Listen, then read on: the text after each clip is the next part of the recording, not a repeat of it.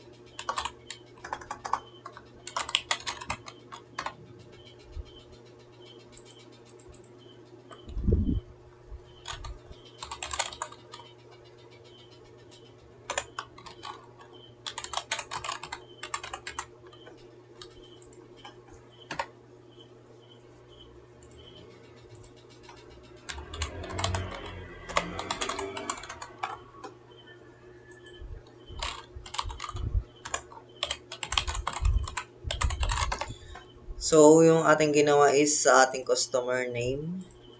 Ginawa lang natin siyang short. Ang pangalan ito? Short text. Ganon din sa ating email, short text. Itong ID is automatic na to, naka-auto-increment. Then, mag-add tayo ng isa pang table.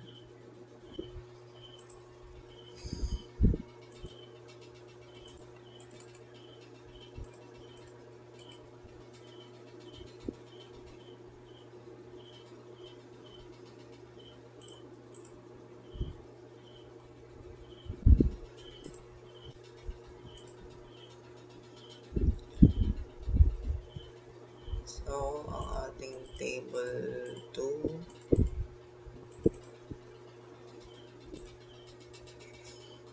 ito yung magiging products natin. Product ID, short text, then product name.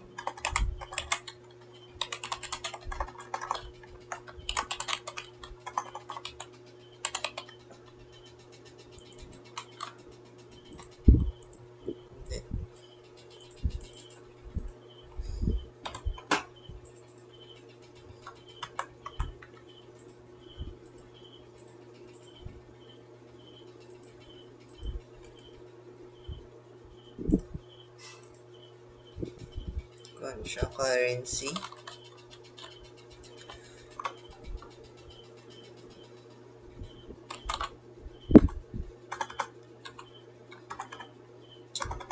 Then, currency. So, product name is bracelet. And 150.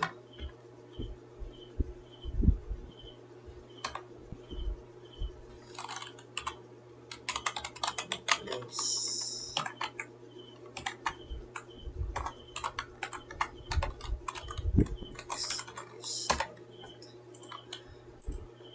And next is yung ating kon naman.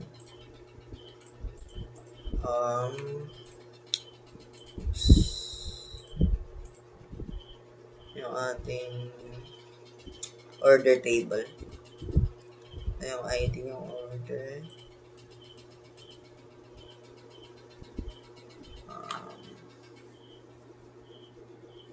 Number.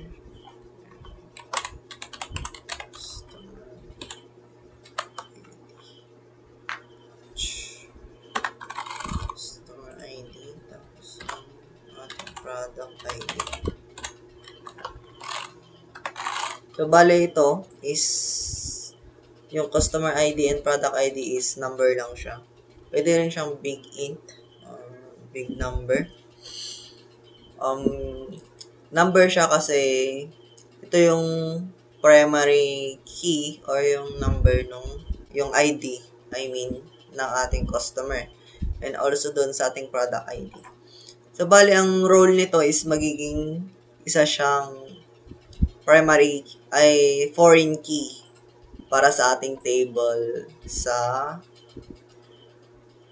table kay order table, I mean.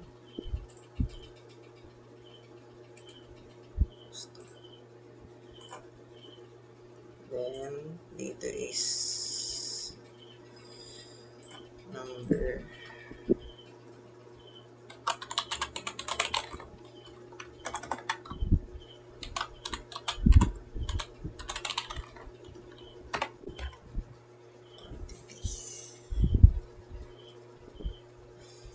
Number lang din siya. So, ngayon, magre-rename tayo. So, ito yung ating customer table. So, rename natin siya.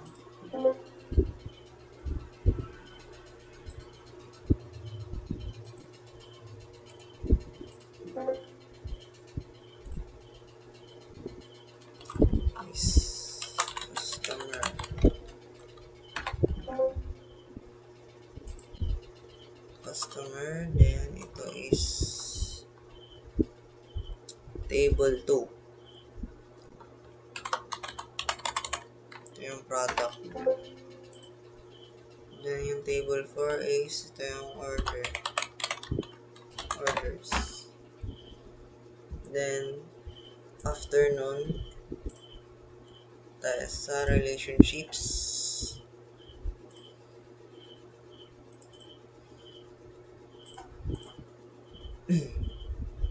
Uy.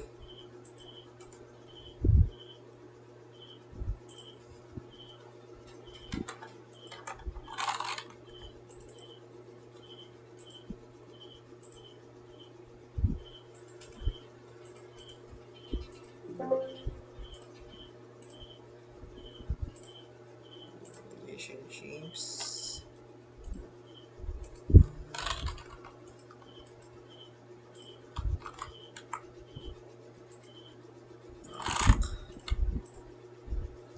So, drag and drop lang tayo, guys. So, ID. Drop natin sa customer ID. Then, check to. Para may help na, mabuboost niya or parang nakaka-help siya para just in case na mag-update ka ng name or anything. Mag-automatic siya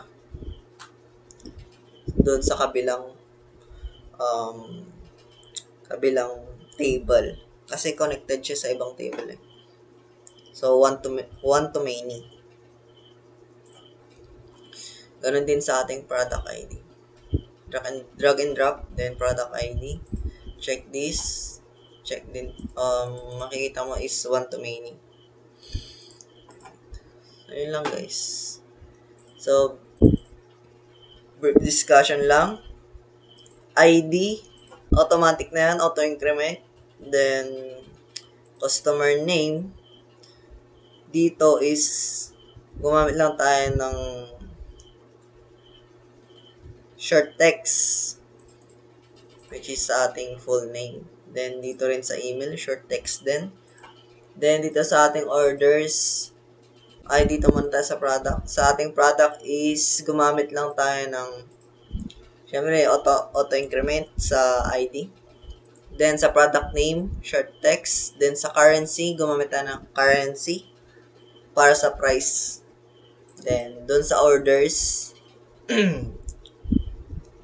number sa customer ID and the product ID.